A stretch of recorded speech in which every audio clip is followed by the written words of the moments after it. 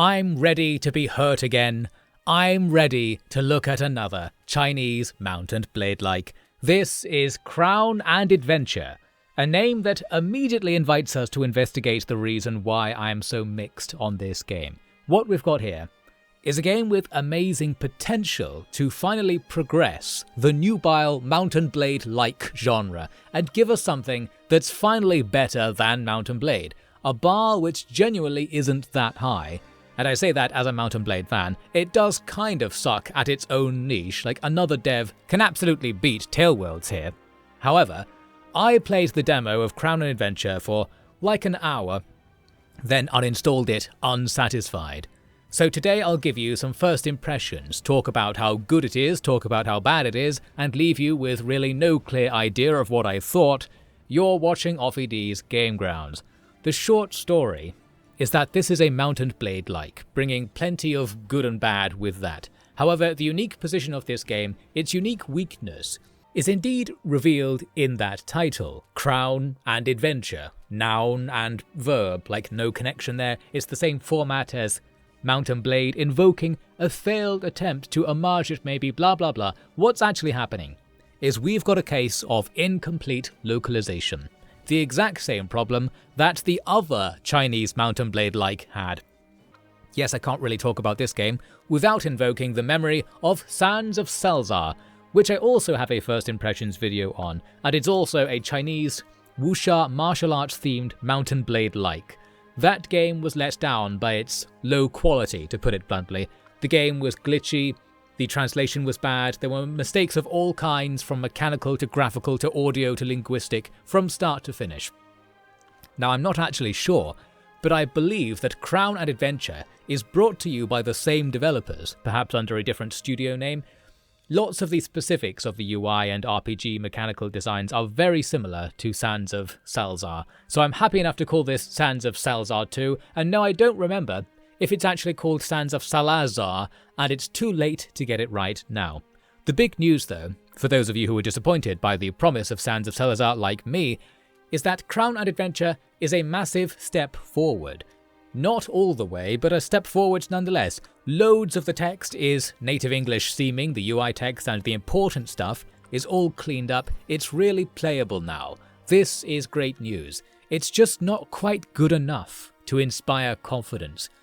Like, what I want to be doing right now is coming to you with this game being like, this is going to be the Mount and Blade killer, because mechanically it's got that potential. It moves the genre forward, it's better than what else is on offer. It's less glitchy and janky than actual Mount and Blade, perhaps even better than Bannerlord. However, my confidence in the game was constantly dragged down when I saw dialogue or text that just made me think, no one who speaks English natively has gone over this. Yes, surprisingly, I'm not really here to rant about the mechanics, more so, this game is just tantalizingly close to being localized. It's really close, only the patches where it's not are so jarring. I begin to doubt my judgment in thinking the other parts are good, including the mechanics, and insanity sets in very quickly, leading to my rapid uninstalling, essentially. The good news, which I must mention early, is that I was only playing a demo. This game isn't out yet, I don't think there's even a release date announced, and everything could be subject to fixes, of course. Only I believe the controversy with Sands of Salazar was that they promised to fix it. It was really broken, they said they would sort it out and add all sorts of things and such, and they never did, leaving everyone who bought into early access or early adopters with a lifelong curse of early access adjacent experience. Curse of early access being the term I used to refer to the fun you miss when, like, those who are most excited to get into a game go into the game early when it's not out of development. Whether the developers actually marked it as being early access or not, I'm looking at you, X4 and EgoSoft, like, are you going to stop developing that game at some point? I'm waiting to play it, but I just know I'll regret it if I commit before you finish making your endless changes. So, like, I'm just stuck here. Why do I still have to experience FOMO even years after actually buying a game? This is stupid. That's part of the curse of early access. It makes me mad. Anyway, Crown and Adventure promises to be a similar situation, and that's part of the reason I had to get out as early as possible, and why I wouldn't really recommend following this game. However, I want you all to know about it. So, in several years you might come back and find something special. That's what I'm holding out hope for here. A forlorn hope perhaps, but as I said, I am ready to be hurt again. Anyway, I was complaining about unlocalization, but I wanted to add a very important point here. Part of what makes this game good is that it's not fully localized. Are you confused yet? I wanted to draw a line between unlocalization cases where the game uses Chinesisms versus cases where it says something that outright has no meaning in English. That's the source of the tension and the problem here. One example I might even be able to pull out of the footage is that many characters talk about only good horses getting saddles to mean that you have to prove yourself and earn respect to get access to resources, or something like that. Like, we can infer that meaning. There are various understandable proverbs that a localizer might want to switch to something in native English, like an equivalent proverb, or just say what it means directly instead. And it's essential that that doesn't happen, despite my complaints about a lack of localization. Because we need this to retain the wuxia feel, where someone will say something like, this is like turning over your hand, to mean that it was easy. Like, it's a kind of fun way of talking. At least it's fun to barbarian Westerners like me who don't consider this to be tropes. However, we also have to face cases where stuff in the game is just lost in translation entirely, or like, maybe it's all just mistaken, I don't know. Like, here was a case where I was entering this bar, which apparently has a strange killing aura, which smacks of being a mistake, and then some guy inside talks to me about whether I have mountain goods or something, and references different colours of money. And we got to the point when I thought, these are either like unlocalized Chinesisms of some kind that just don't have any meaning to me because I'm too much of a Western barbarian. Or maybe some kind of translation has been attempted here, but it's just too full of mistakes, and it's indicative of there not being a native English speaker involved in the English version of the game. And stuff like that is scattered throughout. Not as bad as Sands of Salazar again, but enough to make me feel disappointed, perhaps even excluded, from what otherwise seemed like a very promising game. So promising, I went out of my way to play the demo of a game that doesn't even have a release date, when normally I spend half my life ranting about how early access sucks and such. I even managed to do that already in this video somehow. Like, I was ready for Crown and Adventure to work, and it's so close. I just have to tell you about it. That's where we are now. And can they just call it Adventurer's Crown, please? I think that's what they were going for. That would make more sense. I bet there are millions of other random text strings in the game that just need 1 second of attention from a pedant with a penchant for penning rants, and then it'll all be fine. Am I gonna have to mod this game with a new English translation when it comes out? It looks like it. Well, that's what I wanted to get off my chest, I suppose. But since we're here, let's also look at the actual gameplay for a bit, because the potential I claim this game to have must be in that gameplay somewhere, right? The big question will be, have we got a Mount & Blade type experience that improves on the original design? And the answer is yes and no. The best answer ever. And I will explain what I consider the Mount & Blade experience to even be too. To start with, here's me doing some of my business in the early game. What are we doing? We're traversing the map to fight some small parties of bandits that spawn from a bandit base. It's Mount & Blade down to the last pixel right here, and like with Sands of Salazar, it's a case of lifting both the good and bad at the same time.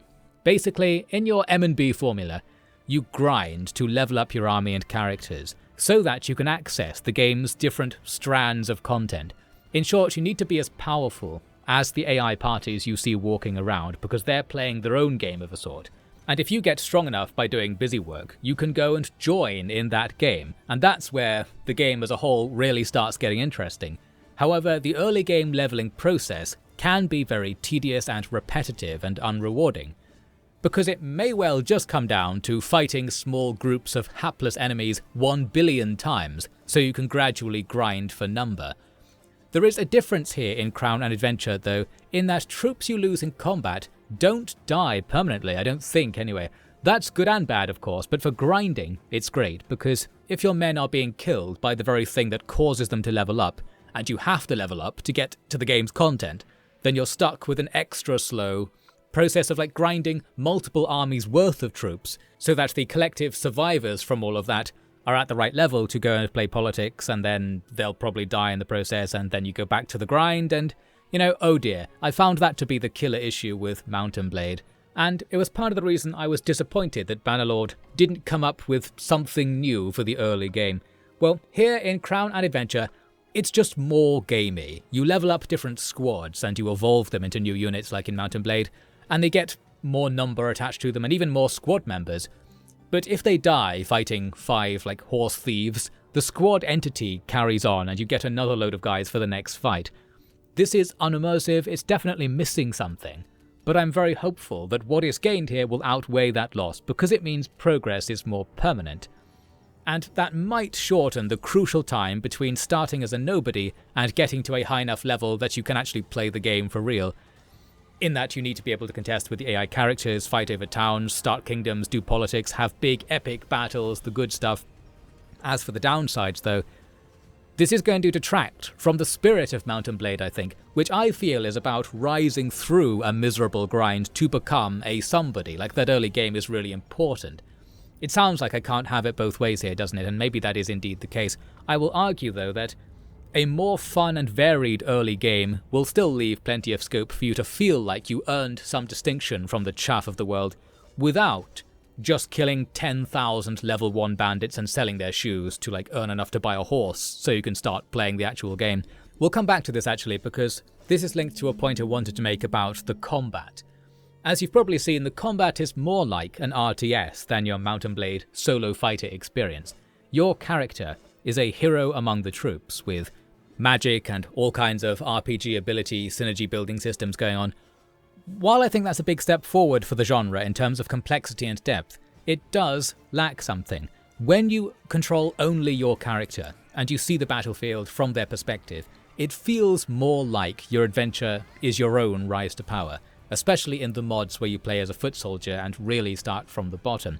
And you can feel like it was your player skill that distinguished you, if we ignore, of course, the big issue in Mount & Blade in that the player is immortal. So yes, you are actually magic, but we're just going to ignore that for this argument. In Crown Adventure, it's that but more so. You are ultra magic. You're a wuxia martial arts hero who is destined for greatness no matter what. And the mechanic where your troops can't die is only going to reinforce that. So it's going to be more of a power fantasy type affair that's going to leave a hole where the skill-based combat and movement was in Mount & Blade. I liked, say, training in the arena to get good at playing Mount & Blade and then using that in real battles. Here it's more about grinding for number, which I said was the part of Mount & Blade I didn't like. However, it's comfy, we've got the Skinner box get number to get number mechanic. That's always going to work. And I feel like the reason you don't control the player character so much is going to turn out to be because the game wants to have more of a focus on your kingdom and your whole armies than you in person. And on getting into big strategic battles where you're casting spells, doing magic, like a playable version of Dominions or a 2D Total War Warhammer. That's going to be the eventual focus as the game goes on and escapes the early game. Obviously that's not going to come across in my first hour of impressions. What I'm going to do is carry on believing it will all work out, likely to be disappointed later. Yes, I'm ready to be hurt again. One thing I will add is that I have absolutely no idea what the pre-battle deployment menu is talking about, or what it means, or really anything to do with it. It feels like there's something going on here, but ignoring it also seemed to work, and yes, all I can say is the tutorialization of whatever that was wasn't good enough for it to mean anything to me within the first hour of playing the game. And that could probably be fixed if they wanted, assuming it does actually mean something I don't even know. And really, that's about all I know and can say about this game. There are loads of quests and characters and things to level up and things to do, and I think you can romance all the characters, and it explicitly tells you if you do this particular thing in the game, X person will fall in love with you. So that's nice and clear, I can work with that. And overall it looked like it was going to be a Mount & Blade formula and then a whole load more stuff, and that's the promise that I really liked the sound of. I want to work towards taking over this world, making friends along the way, and unlocking ridiculous magic, invincible armies, and probably solving a load of weird quests too. Just all steps up from the sorts of things you can do in beloved Mount & Blade.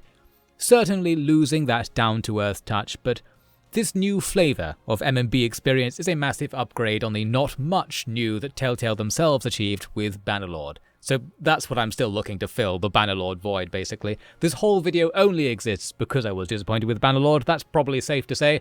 I've gone to China and back looking for a way to quell my disappointment, and I've picked up some more disappointment on the way. I don't know, I want this cute little game to make it, and this is my part in that. Ever since a beautiful matriarch threatened me with a whip back in Sands of Salzar, I've wanted to see the Mountain Blade clone Wuxia Ripoff Edition work. And maybe now the time has come, and so have I, and so forth. However, it's still not quite good enough. The thing is, I'm here like, oh, it's not localized, and there are mistakes. You might be looking at this thinking, well, where are those mistakes? Then it looks fine. And that's the thing. It's nearly fine. Like, there are only, I don't know, 5 instances of, like, mistakes over the, like, hundreds of dialogues I went through. It's just that that's still a bit too many. It's perfectly playable. I'm still mad about it, though. There's an old gaming rule where it's something like all games suck for 95% of their development, and then the final couple of things you do suddenly make the game work. Because when you're making a product as complex and multifaceted as a video game, that's just how things tend to turn out. Like, everything has to work when the final piece is put into place. It won't work at all before then. Crown and Adventure is threatening to stop at that 95% point. That's the sort of thing I'm worried about, and it would lose so much for it. I have to rally against this. Give the game one more pass. I think the wider world really will love a Wuxia Mountain Blade clone. It's ready, we're ready, we only need for the game to be ready. And we might as well just leave it there. Crown and Adventure, not available at time of recording, probably for the best. There's a demo with a load of audio glitches and mistranslations. You can probably have more fun with it than me if you're even marginally less insane and needy. That's it for now then. Next up, I'll be talking about Total War Pharaoh Dynasties, so see you soon for that.